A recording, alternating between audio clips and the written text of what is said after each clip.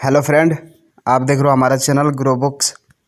तो अगर आप हमारे चैनल पर नए हैं तो प्लीज़ हमारे चैनल को सब्सक्राइब कर लीजिएगा। तो चलिए, आज हम फिर से आपके लिए नई बुक लाए हैं, जिस बुक का नाम है स्टील द शो। इसका मतलब पब्लिक स्पीकिंग से लेकर जॉब इंटरव्यू तक मिलेगा स्टैंडिंग ओवेशन, लेकिन कैसे। इनका लेखा का नाम है मिसाइल पोर्ट। तो चलिए, बुक को आपको दो लफ्ज़ों में बताते हैं। अगर आप परफॉर्मर हैं या फिर आप स्पीकर बनना चाहते हैं तो फिर साल 2015 में रिलीज हुई किताब स्टील द शो आपके लिए ही लिखी गई। आपके लिए इस किताब की समरी किसी गाइड से कम नहीं है। इस किताब के लेखक माइकल पोर्ट हैं, जो पेशेवर अभिनेता रहे हैं। उन्होंने इस किताब में अपने एक्सपीरियंस को शब्दों के रूप में उतार दिया है। इस किताब के चैप्टर्स में बताए गए टिप्स और हैक्स की मदद से आप स्टेज में कब्जा कर सकते हैं। अब आपके मन में सवाल आ रहा होगा कि ये टिप्स आपको किस फील्ड में मददगार साबित होंगे।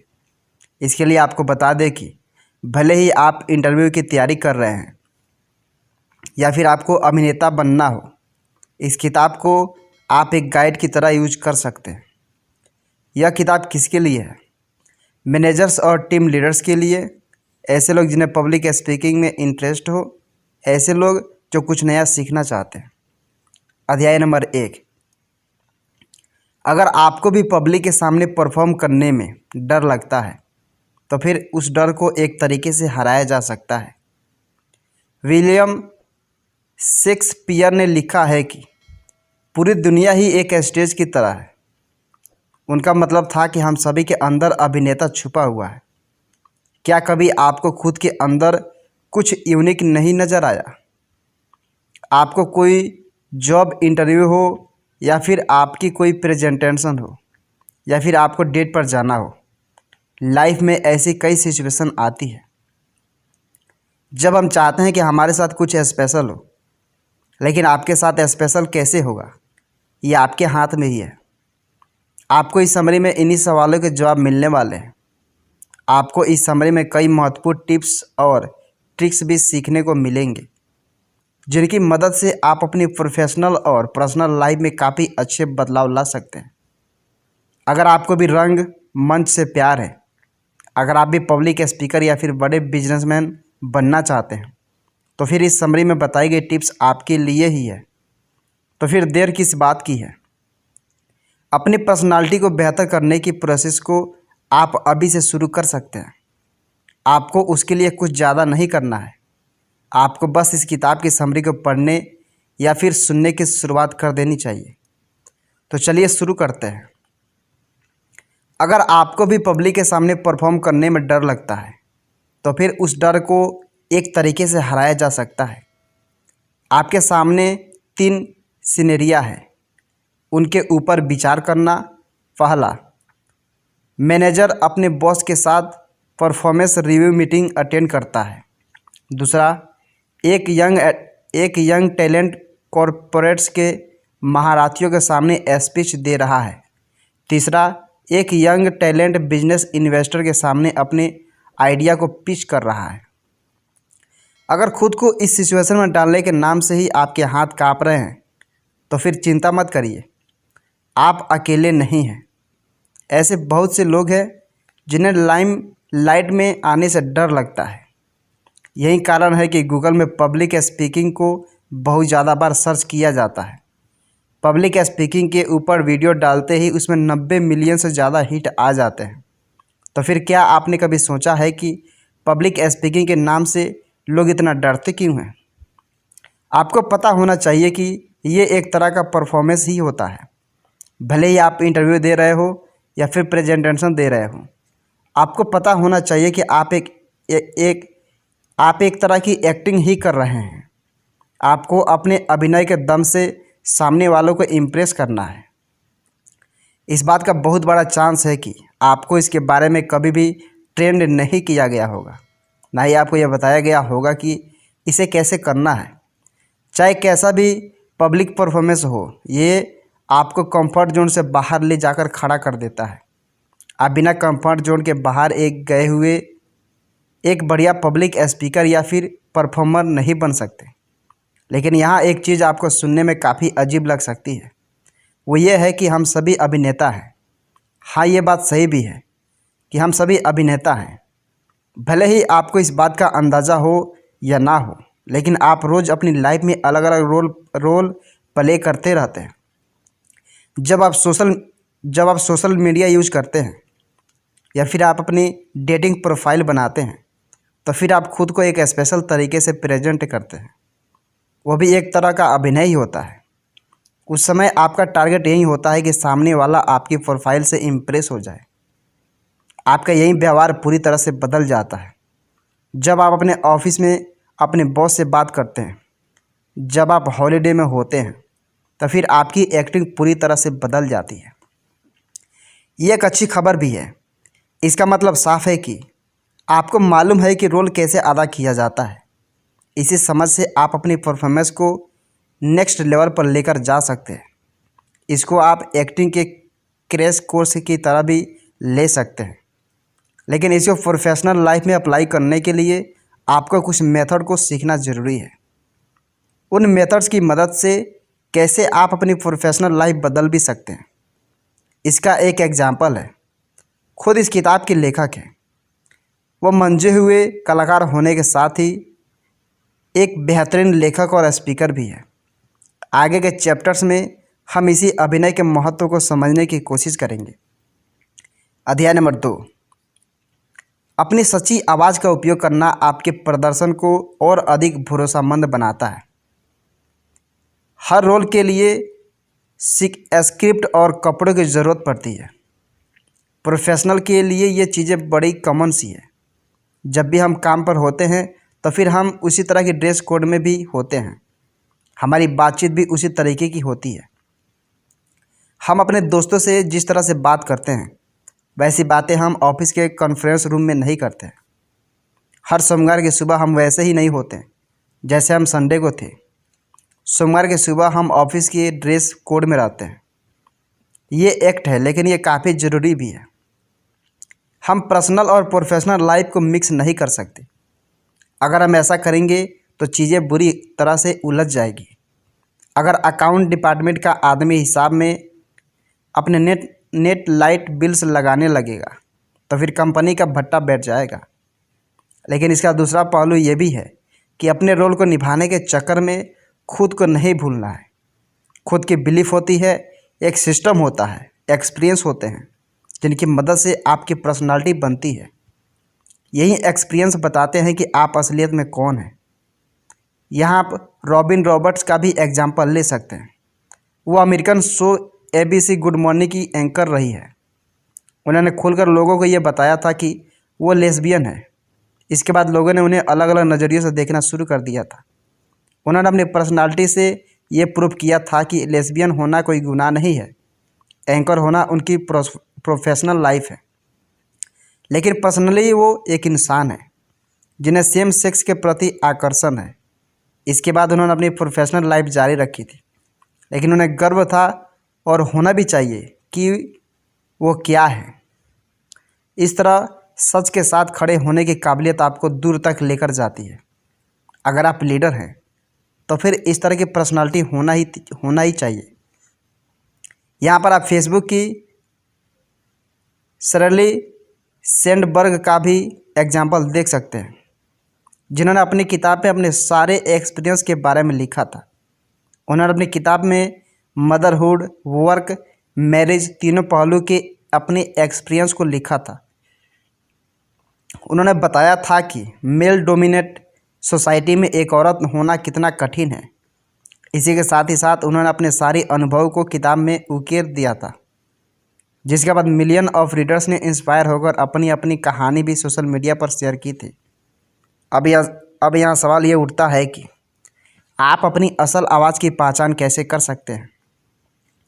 इसकी शुरुआत आप इस तरह भी कर सकते हैं कि परफेक्शन मोड में जाने की कोशिश मत करिएगा, ओरिजिनल पर्सन बनने की कोशिश करिए, क्योंकि आपकी यूनिक हिस्ट्री है। आपकी ज़िंदगी की यूनिक कहानी को आप खुद ही जानते हैं, इसलिए इस कहानी के नायक बनिए और दुनिया को दिखा दीजिए कि आप अलग हैं। सक्सेसफुल लोग खुद के प्रति ईमानदार रहते हैं, चीज़ों को एडॉप्ट करना उनको आता है।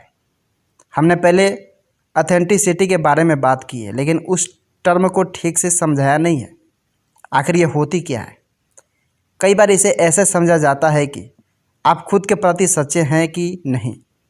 ये गलत भी नहीं है, लेकिन फिर सवाल उठता है कि यहाँ किस पर्सपेक्टिव से बात हो रही है, कौन से सेल्फ के बारे में बात हो रही है। साल 2015 में साइकोलॉजिस्ट हरमिनिया इब्रा ने हार्वर्ड बिजनेस में एक आर्टिकल लिखा था।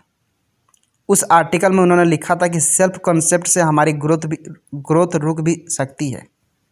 इसी के साथ ही साथ इससे हमारे अंदर एडॉप्ट करने की क्षमता बढ़ भी सकती है। चलिए एडॉप्टेबिलिटी को थोड़ा और अनपैक करने की कोशिश करते हैं। सक्सेसफुल लोगों में एक चीज़ कॉमन होती है, वो अलग अलग रोल्स में स्विच कर लेते हैं।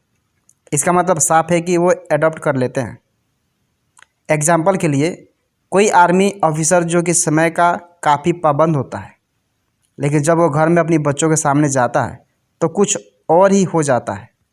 दोनों ही किरदार में वो ऑथेंटिक होता है।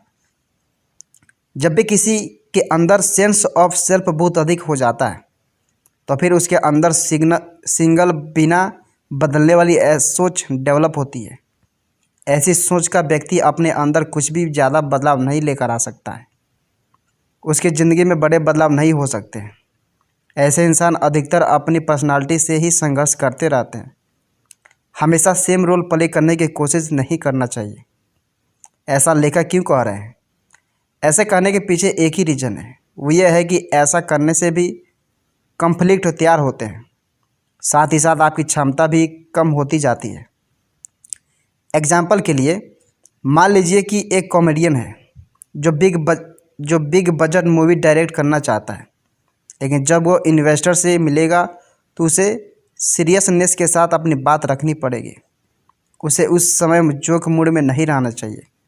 कोई भी जोक्स के ऊपर करोड़ों रुपए नहीं लगाएगा। अलग अलग किरदार के ऊपर मास्टर करना कोई बहुत मुश्किल काम नहीं है। आपको बस डे टू डे लाइफ में ज़्यादा से ज़्यादा सीखने की कोशिश करनी चाहिए। आप ज़्यादा से ज़्यादा कैसे सीख सकते हैं, इसके लिए आपको ऑब्जर्व करना सीखना पड़ेगा। कहते हैं ना कि नज़रिया पैदा करिए, नज़र अपने आप सही हो जाएगी। अध्याय नंबर 3,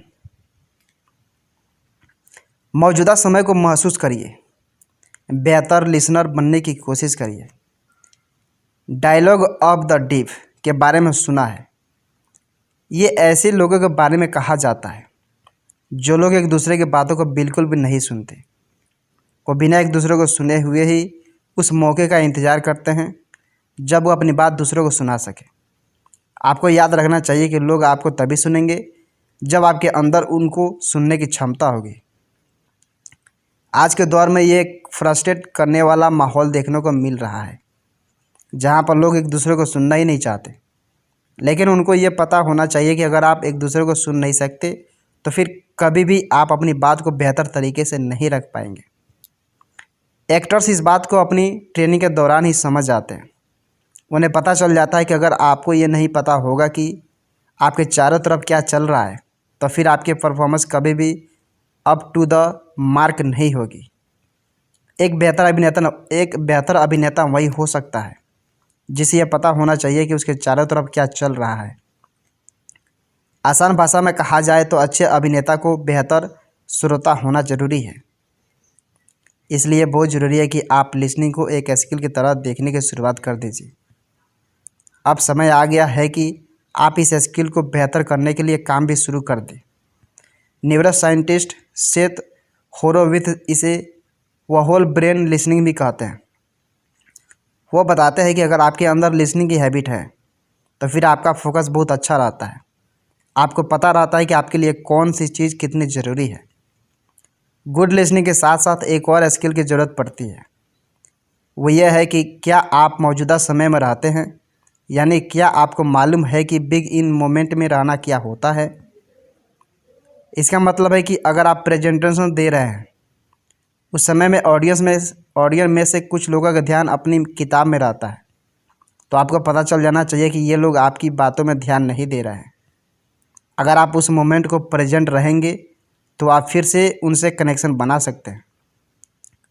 जब आप इस माइंड से कोई भी बात करेंगे तो फिर लोगों का ध्यान भी आपकी ही बातों में रहेगा।